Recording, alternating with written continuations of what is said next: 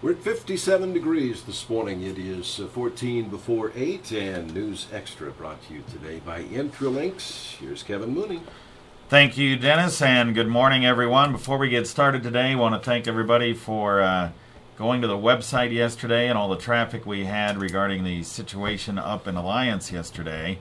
We don't know for sure whether all that traffic has caused some problems with our website, but as you come up on the website today, you may notice that we don't have any pictures on the website here this morning, and we're not sure whether all that traffic caused the problem, but we have some issues with the website regarding pictures. We can still put stories on, so just be patient with us as we get some of that fixed here over the rest of the morning and the day.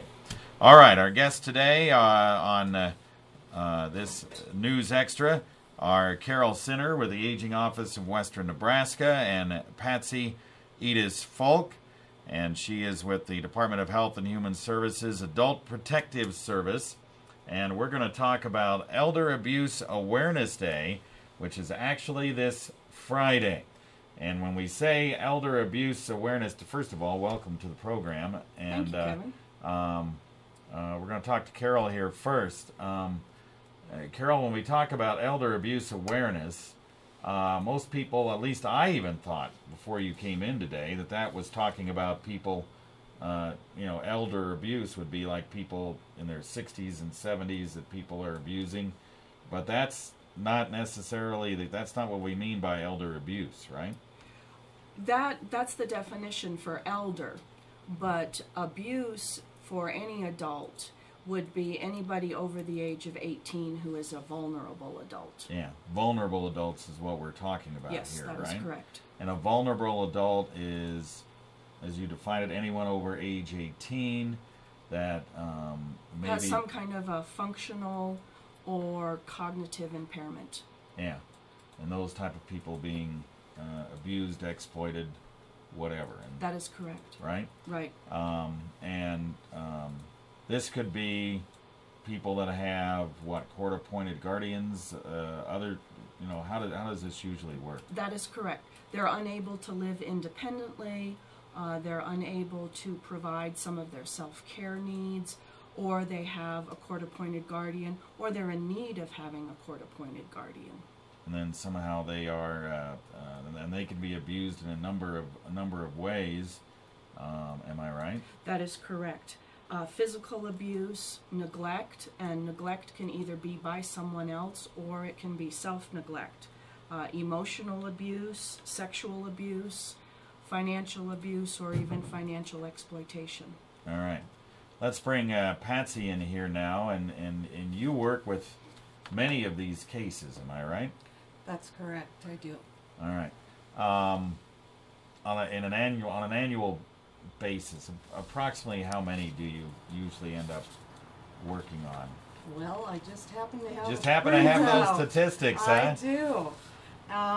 Fortunately, I guess, my total for the state of Nebraska for 2011 is 11,267 cases. 11,000 cases. Yes. In the state of Nebraska. In the state. Now, for the Western Service area, which includes the entire Panhandle, we've had 935. That's just in the last year. That was last year. Yes. Okay. Does Scottsbluff County area have more than, say, do most of those 900 cases comprise Scottsbluff County? Half of them? Okay. The Western Service area includes Scottsbluff, Sidney, North Platte. Okay, McCook, so it's a long, it's a big area. Yes, it does. Okay. All right. So you deal with many of these, and are most of them of the financial exploitation situation, or are they the actual physical, sexual abuse, mental abuse, neglect type things?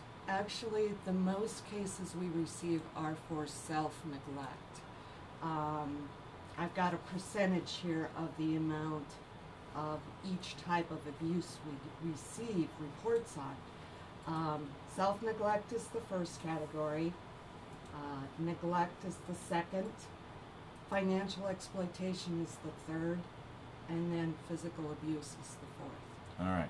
Self-neglect. What would that? Would self-neglect exactly be? Self-neglect is an individual just incapable of providing for their own cares. It may be... And they don't have a caregiver per se? Right. This is a person living on their own, not capable of taking care of themselves. And there's a lot of those cases. There's a lot of those cases. And so how do you find out about those if it's a self-neglect case? Well, we get a report, and we have a hotline that's open 24 hours a day, 7 days a week, holidays, 365 days a year. A reporter would call there, report is taken, and then it comes to us for Okay. investigation. All right. We're going to take a quick break. We'll be right back. Wireless computer networks, Okay. secure. So we need to mention the hotline. What else do we need to do to explain to people how important it is to give you guys a call, right? If they're concerned about a neighbor or a family member. Or somebody, abusing people, they need to, like anything else, There are watchful. some signs to look for to Okay. make a report. Okay. Intralinks on Facebook at intralinks.net/Facebook. Big thing is talking about it, And not thinking that somebody else is going to take care of it.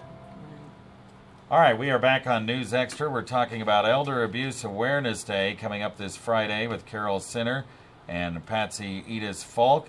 They're with the aging. Carol's with the Aging Office of Western Nebraska. Patsy's with the Department of Health and Human Services Adult Protective Service. And when we're talking about elder abuse awareness, we're talking about vulnerable adults, handicapped developmentally, and other handicapped adults, 18 years or older, and abuse of those type of people. I know it says elder abuse awareness, but we're talking about adults 18 years and older. And if people see signs of those type of people that really can't care for themselves being abused, you had a hotline. Let's give that hotline first of all. The hotline number is 1-800-652-1999. Okay. All right. They can call anonymously. Their names will not be given out to anyone but law enforcement or, for instance, the county attorney's office if the phone call leads to any kind of legal action. But call can be done anonymously. All right, real quick, we only have a couple of minutes left. Warning signs of this type of abuse you have here. People should know what those warning signs are so they can report it. Warning signs include sudden changes in behavior or finances, physical injuries, dehydration or malnourishment, extreme withdrawal, depression or anxiety, absence of basic cares or necessities, the elderly person or vulnerable adult are kept away from others, unsanitary living conditions, and personal items are missing. All right, so basically signs of serious physical or mental problems or just living condition problems and things That's like correct. that, changes in behavior, Yes. things like that. And people should contact either you at the Aging Office of Western Nebraska or Patsy, or actually this hotline number. The first thing they need to do is contact the hotline. They can, however, contact the aging office if they have some concerns that may not put the person in imminent danger, or if they've forgotten the number for the hotline, they can certainly call our office. The other thing that we do is the aging office works closely with Adult Protective Services to help these vulnerable adults get some services and perhaps get some care. Okay. Once again, the hotline number, let's give that again. It's 1-800-652-1999. All right, very good.